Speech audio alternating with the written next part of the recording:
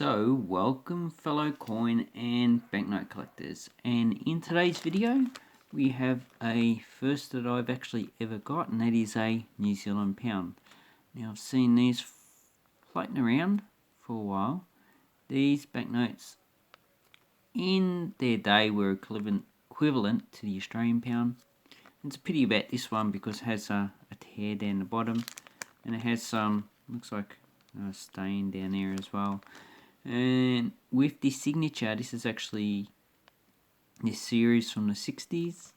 And if you're not too familiar with the UK not the UK, the New Zealand currencies, that they issued the same as the Australian and the UK in their pre-decimals, except that they issued a 2.5 shillings, or half a crown, as a normal coin.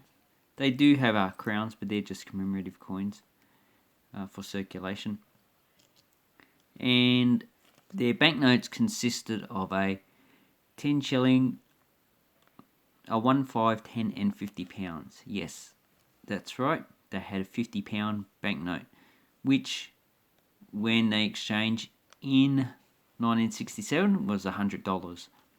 And $100 back then to today's currency is probably about, I don't know, $1,500, something like that. Look up the inflation rate and you would actually see.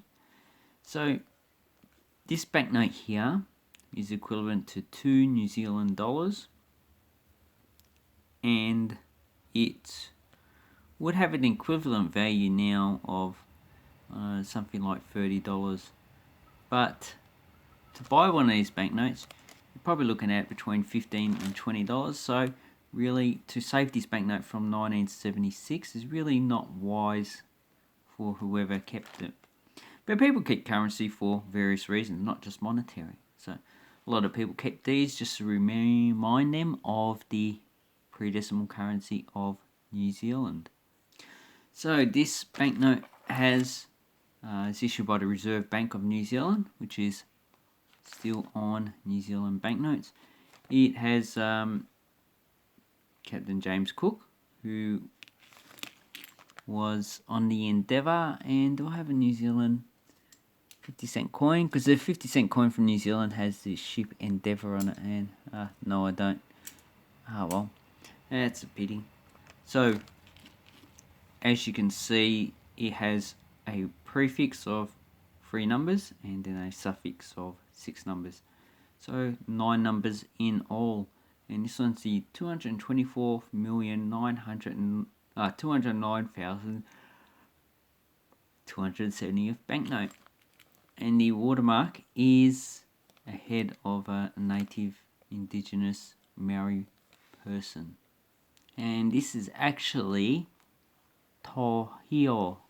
Now, I know I butchered his name, but if you're from New Zealand, then please make a video on how to pronounce Maori to a white person. And he was a Waikato tribe. He was a leader, and the second Maori king. And if you actually want to know some information on him, there's a good Wikipedia article. He was born in 1822, died in 1894. And it actually goes to represent that they actually respected Maoris, probably a little bit. I'm not too sure. I'm pretty sure that there would have been some racism towards them. But anyway, this is not a channel about political beliefs. This is a channel about currency. And he was actually also on the currency that was issued between 1934 and 1940. So these banknotes were issued from 1940 to 1967. And the reason why they actually changed the banknotes, I'm not too sure. And these can still be exchanged at the Bank of New Zealand for $2. But really, why would you when you can get $20 for it? So here we have the coat of arms of New Zealand. And does it have a security thread? Yes. The Australian pound notes never had a security thread, but these ones did from 1960 to 67. So that's how you can tell the difference. And as you can see, it's printed by Thomas de la Rue, and on the back we have a sailing ship, and I wouldn't be surprised if it's actually the Endeavour itself. Although it looks a bit more modern than what the Endeavour would have been.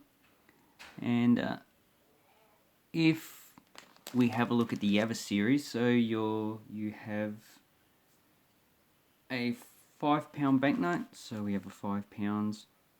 That's quite a nice banknote. See, they all have a Cook on it, and here are all the actual banknotes. And the highest that was actually issued was a £50 banknote. So that's actually quite a nice banknote. This one would be very expensive, being $100. You're probably talking about a few $100s for a one that's in poor grade, to a few thousand for one that's in high grade. And if you look at it, this is R200,000.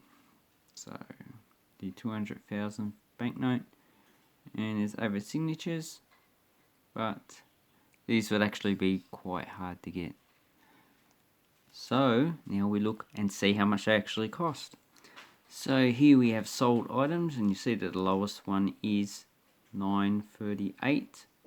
Then the next one is $17, and then you got $21. So you're pretty much paying $20 for a banknote.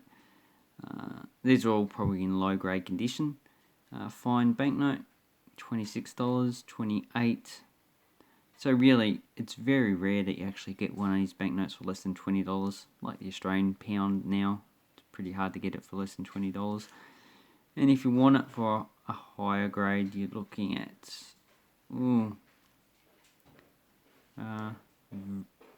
EF, $50. If you want an uncirculated one, have a look at that. $200. $200 for uncirculated, that seems about right. Better than inflation. Oh look, here's a £50 banknote that's sold for $4,000. And there's the first version, sold for $400. They're expensive as well. And the first version, £50, pretty impossible to get. So the reality is that some banknotes you're just not going to be able to actually get. So here we have a look. So someone wanted that one. So looks in here, has a single fold. So these would have been pretty much beyond the value of most people actually alive at the time. So 1960s, the average weekly wage would have been £20, probably even less. And £50 really most people would not have ever seen outside of a bank. So it's actually quite a nice banknote, very expensive to get. So EF 4,000. So if you want one in probably fine, very fine condition, you're probably talking about probably at least 1,000, I would say. Anyway, so here I'll leave the video. New Zealand pound banknotes, just the start of a journey to the collection. And these actually used to cost about $4 back, I think about 30 years ago. Anyway, with the internet, some things become a lot harder to get, and there's more demand, so the price rises. But other things actually become a lot easier to get, and there is less demand, so the price has actually fallen. And that's what we've seen a lot with pre-decimal coinage. Anyway, have an awesome coin collecting time, and thank you very much.